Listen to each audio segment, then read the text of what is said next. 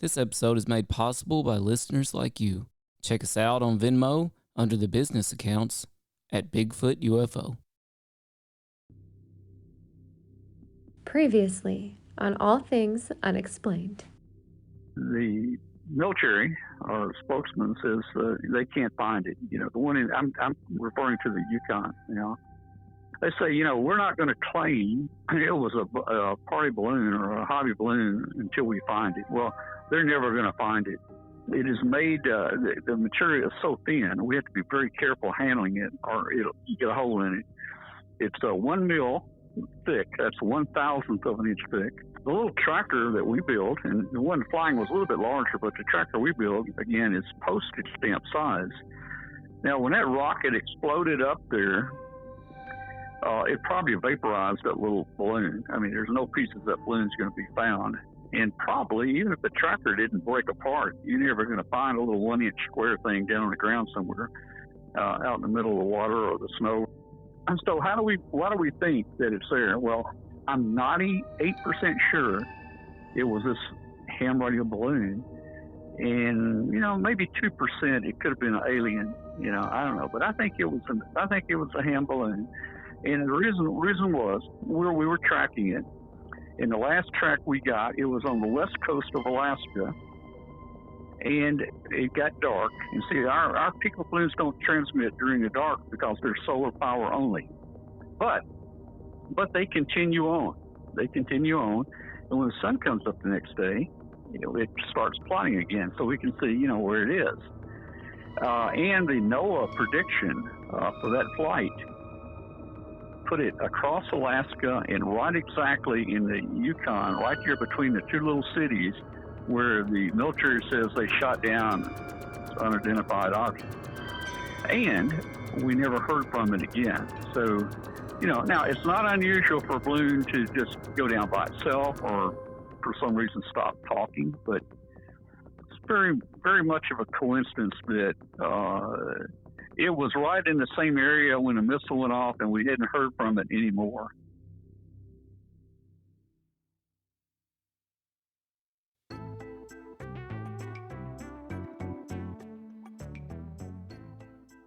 All Things Unexplained. Hosted by Dr. Mounts. Let's face it, we were always ready to roll without him anyway. CJ Derringer. Ain't nobody perfect, right? And Smitty Neebs. I've never planned out hardly anything my whole life. I just freeball. Featuring Cajun Man. I'm just old nobody, somebody looking for somebody.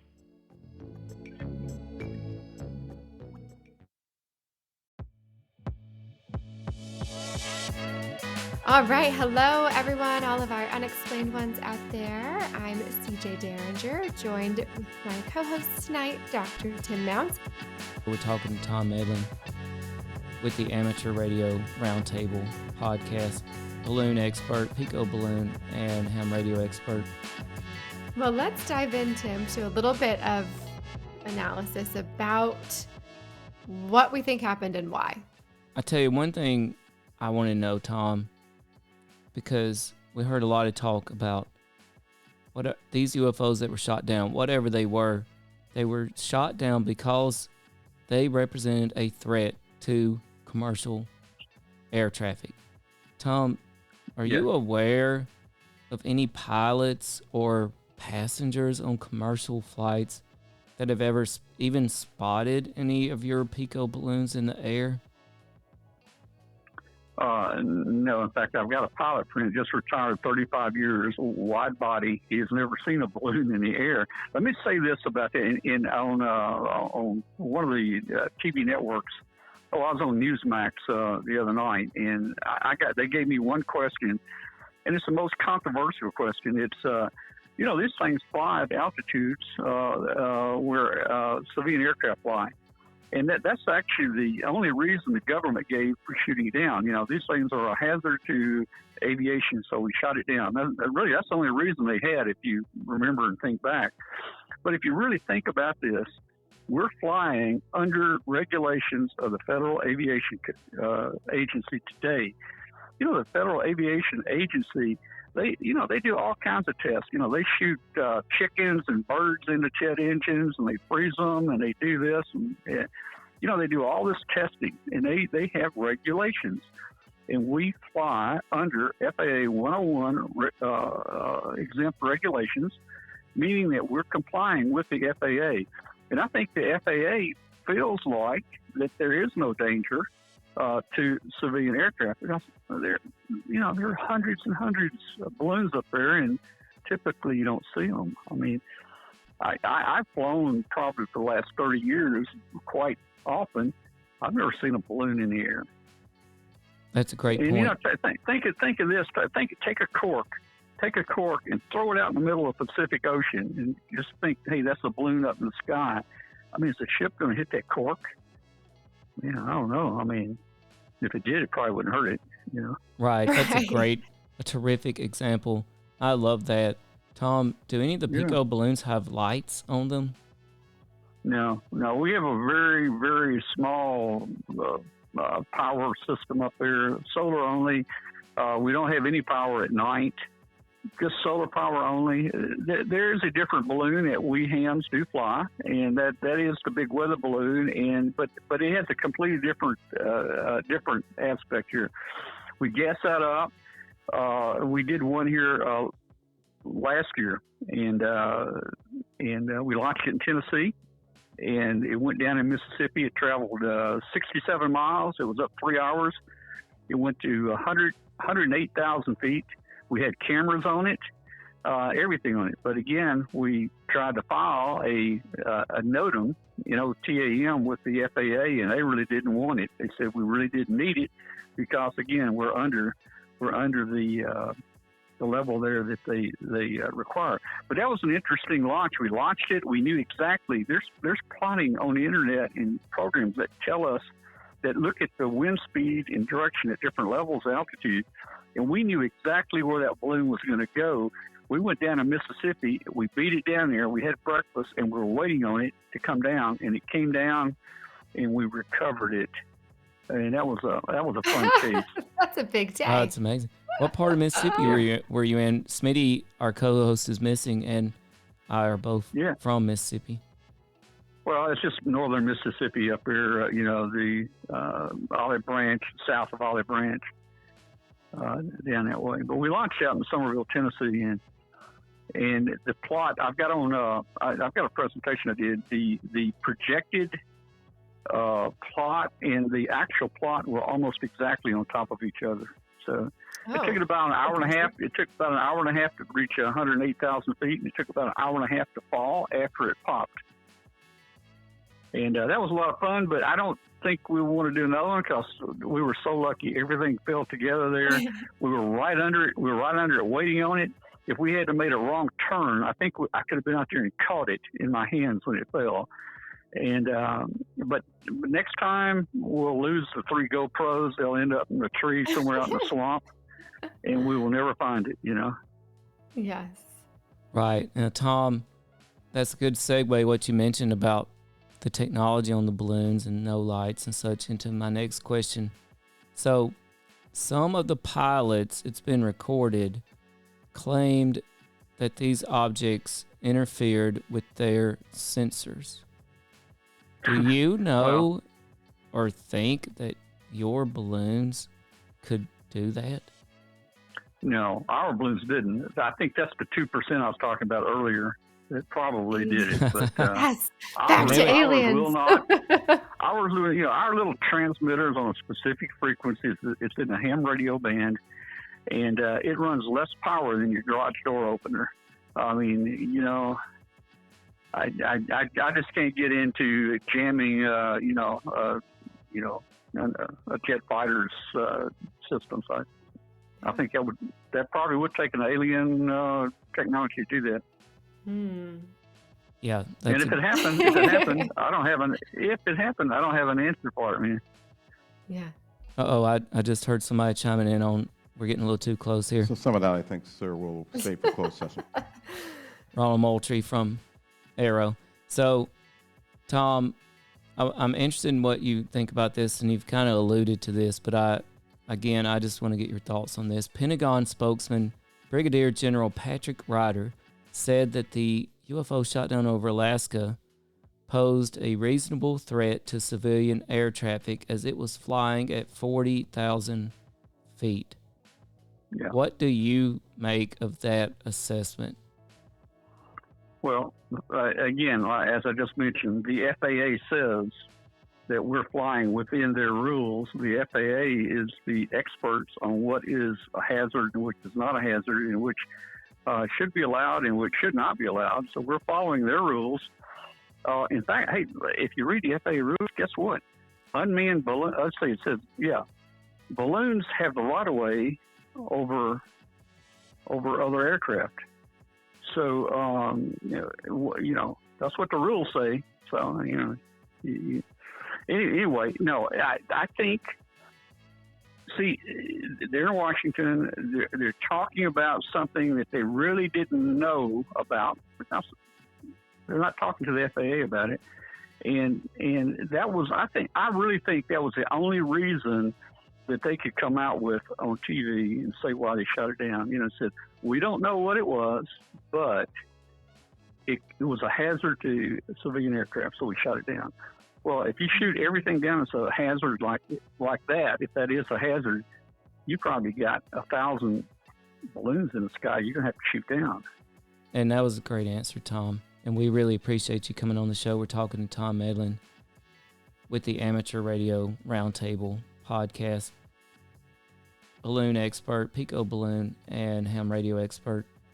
So I've read that these balloons, fly at such an altitude that basically, at least during the day, the visibility is impeccable because they're often above the clouds. And they said that the Alaskan UFO was shot down during daylight hours and that it was actually easier to spot. I just want to know, what do you make of the possibility that our F-22 pilots laid eyes on this Northern Illinois Bottle Cap Balloon Brigade balloon and determined we've got to blast this thing down? I don't think the pilot probably made that decision. I think he was told to go up there and shoot it down. Whatever it is, shoot it down. I don't know. I mean, they're still saying they don't know what it was. Right. Yeah. Right. And you know what? I was speaking to our military expert, Mr. J, this afternoon, and he gave a very similar answer because I posed that question to him. Mr. J, why would our pilots just, take down something that they plainly see as a hobby balloon? And he said, Tim, the way the military works, you just follow your orders, right? If they tell you run full speed ahead into that brick wall, you run full speed ahead into the brick wall and you don't ask questions. Yeah, I think the fact that we let the spy balloon go all the way across the United States, and they didn't shoot it down until the public started, revolting about our security, and then they felt like they had to do something, so they opened the radar up a little bit and they said, "Oh my goodness, we're being attacked by thousands of people out there, man. We don't know what they are. Shoot it down." So I think they just got a little trigger happy. After that, and they wanted to, I don't think the guy that was flying the F-22 wanted a balloon painted, on the side of his airplane, right below the cockpit. You know how they put the kills on there. I don't know if he's going to have a balloon on there or not. If maybe the big balloon might show up, but if he puts our little bitty balloon on there, it's going to look bad, man. Oh. I tell you what, it was all very H.G. Wells' War of the Worlds like. I mean, for a while there on social media. For a little bit there it was. Yeah. I mean, there was some folks taken up in the bunkers. I mean, unwrapping the MRIs. I mean, you name it. It was had a very War of the Worlds kind of feel to it. And Yeah. Tom, you just sort of answered my question a bit there. But so for the sake of this show and tonight, we're going to assume that this was a balloon and that you are not a double agent that was put out into the media to make us all believe it was a balloon while really it was a UFO and you are trying to convince us otherwise. So again, we're going to just assume for this podcast that it was a balloon, given that it was within FAA, regulations, given that it did not pose a threat to our airspace as was claimed.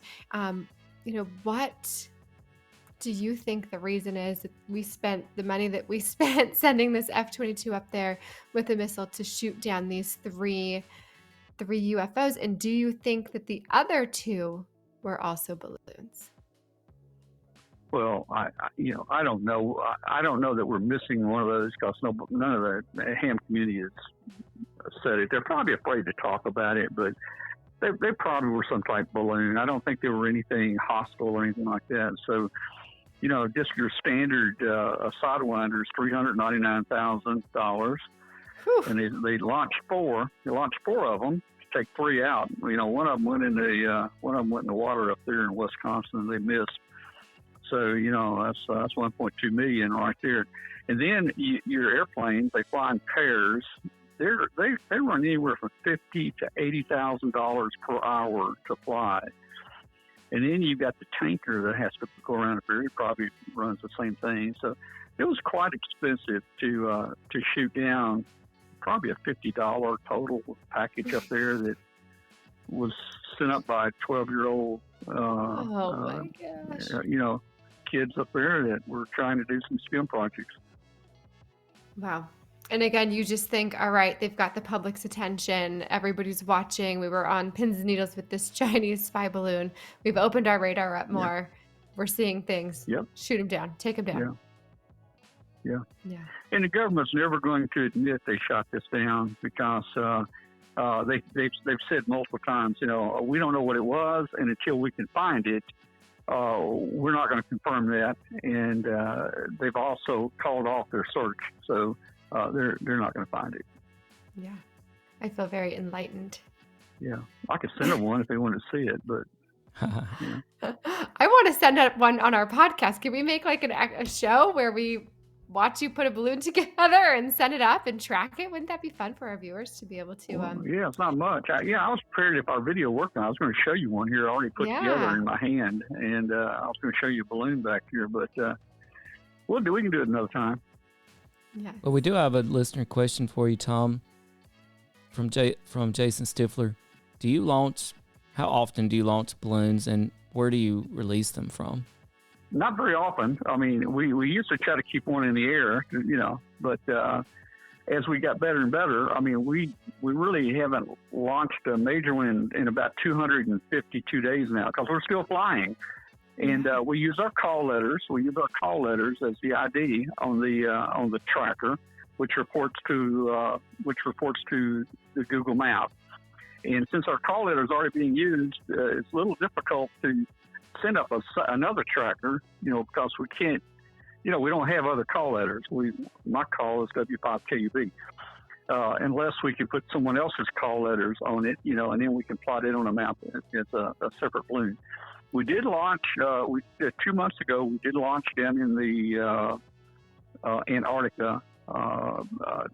W5KUB did have two balloons launched down in Antarctica for the scientific study. And one of them still flying. One of them, after about 60 days, it crashed down there in the ocean. Shot down by a Sidewinder. Don't know. Maybe it was shot down by a UFO. I imagine it was. I would imagine it is just. It just went down. I mean, these things are very fragile. They're very, very fragile. And if you hold it wrong with your hands, if you put your thumb on one of the solar cells, it'll actually snap. They're really thin glass. They're really thin glass. The antenna on here is just a little piece of wire that hangs down, and that wire is the size of a hair of on your head. It is so small, and we do that to hold the weight down. So, it's very, very fragile. So kids of a certain age would not do well with these balloons. 12 seems like the right age to start. Yeah. Well, they had adult supervision, to do this. So do my kids, and I assure you they break everything in sight. Yeah. Saying adult supervision here might be a stretch, but I try. Tom, we can't thank you enough for coming on the show with us tonight. Yes. Well, you're very welcome, and maybe all this commotion is going to die off a little bit here. It seems like it is. We'll just have to. It always does. See what Congress. We'll just have to see what Congress does here. But we really appreciate you having us on the show tonight and getting our story out and getting what we know out. And guys, I'm no expert here. It's just part of the hobby. I'm pretty astute in this, but I don't consider myself an expert with it. Well, I think you have a lot more knowledge than the average public does. So we appreciate you sharing that with us. And for those of you that are just now tuning in, please do go check out Tom's podcast. He hosts the Amateur Radio Roundtable, and they do a live video version on Tuesday nights. You can find that at w5kub.com at 8 p.m. Central Time. Tim and I had the pleasure of joining for a little bit last night, and you've got quite the group of characters on your show, and they seem to all have really great knowledge about ham radio and about ballooning, and they were fun to chat with for a little bit there. So thank you for having us, and thank you for joining our show this evening. We would love to hear our listeners' theories on what's going on. Again, it probably will all start to die down and get swept under the rug, but that doesn't mean that there isn't something that we should need to be digging into further. So if you have a theory that we didn't discuss tonight, please do send it our way on social media or to our email, and maybe we'll have another show to chat about it. Tom, any links that I have not mentioned that you would like to provide our listeners where they can find you? Well, we have a Facebook group that has about 14,000 members. It's for ham radio and shortwave listeners and electronic enthusiasts. If you fall into one of those categories, if you're interested in electronics or something, we'll let you join. And that's just the Facebook. It's just W5KUB. It's the Facebook group. Again, our website is w5kub.com. Let me just mention, if you got anybody out there, your preppers and people that have these shortwave radios down in your bunker, we are on shortwave on Thursdays. Our entire 2-hour show is also broadcast out of Monticello, Maine on WVCQ 7490 kilohertz from 5 p.m. to 7 p.m. every Thursday afternoon. You can hear Amateur Radio Roundtable, and we're carried just about on every podcast out there. Just search for Amateur Radio Roundtable, and you'll find our audio-only podcast of the show. Real quick, Jason, we do have one more listener question. Did you see that pop up there, Tim? Yep, let's get to that. Jason Stifler wants to know, doesn't the government have access to the ham radios, and would they be able to identify the gadget that you had, but it was a balloon linked to a ham operator? That's a great question. Well, yeah. Of course, we're licensed to operate the radio systems that we fly. The map that plots our balloons is a public map. There's 3 or 4 different public maps that the government, anybody can see if they would just go there, and they would see where all of our balloons are, the altitude, the speed, the course, where they're going. They would see the call letters. They would know, they would know who it belongs to and so forth. So, that's out there. It's just that they don't know it. And just one last comment. I saw some pictures the other day where the Naval Academy has actually been sending up and playing with Pico balloons for almost 10 years now. Well, that's the Naval Academy, So, we all just need to talk to each other and not overreact. Well, that is certainly something that we can all listen to, right? Advice for everyone. Yeah. Listen to one another and do not overreact. I want to remind everybody, hey, a lot of us believe that UFO disclosure is coming. It's on the way. This is just one step in disclosure. This is just one piece of the puzzle.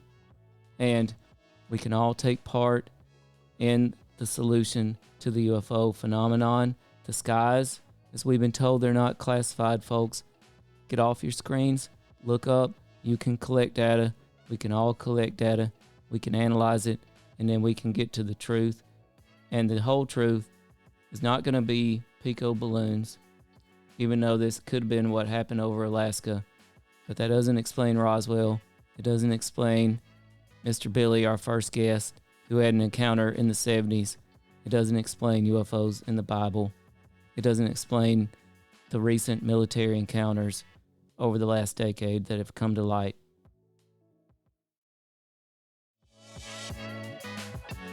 Well, Tim, thanks for making this all happen for us tonight and making the connection with Tom. And Tom, thanks so much for coming on the show.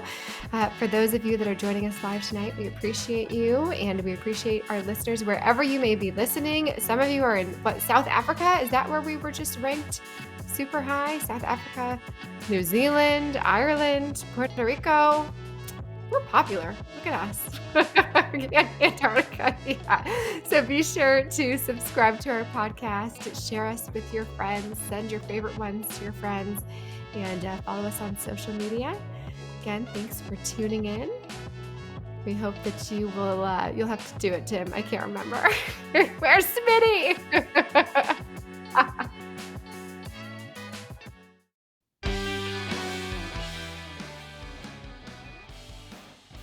That's right. Yeah. This was a lot of fun, CJ. Tom, thanks for joining us tonight. You're welcome. Thanks Thank to you all, for having us. Yes, sir. Thanks to all our listeners tonight. Remember, if you'd like to support the show, you can find us on Venmo at Bigfoot UFO. Stay unexplained, everybody. Good night, CJ. Good night, Mr. Tom. Thanks again. Good night.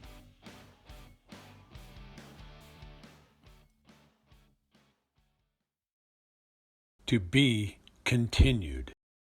You've been listening to All Things Unexplained. If you liked this podcast, please do give us a 5-star rating and leave us a review. If you would like to hear more All Things Unexplained, be sure to follow us wherever you listen to your podcasts. Our show depends on the support of listeners like you. Find us on Venmo under the business accounts at Bigfoot UFO. If you can't get enough of us, please check us out at allthings-unexplained.com. A special thanks to our producer, director, sound mixer, editor, and the man who wears far too many hats. No, seriously, he wears a lot of hats. Dr. Tim Mounts. Without you, we couldn't keep the lights on. Thanks for listening to All Things Unexplained.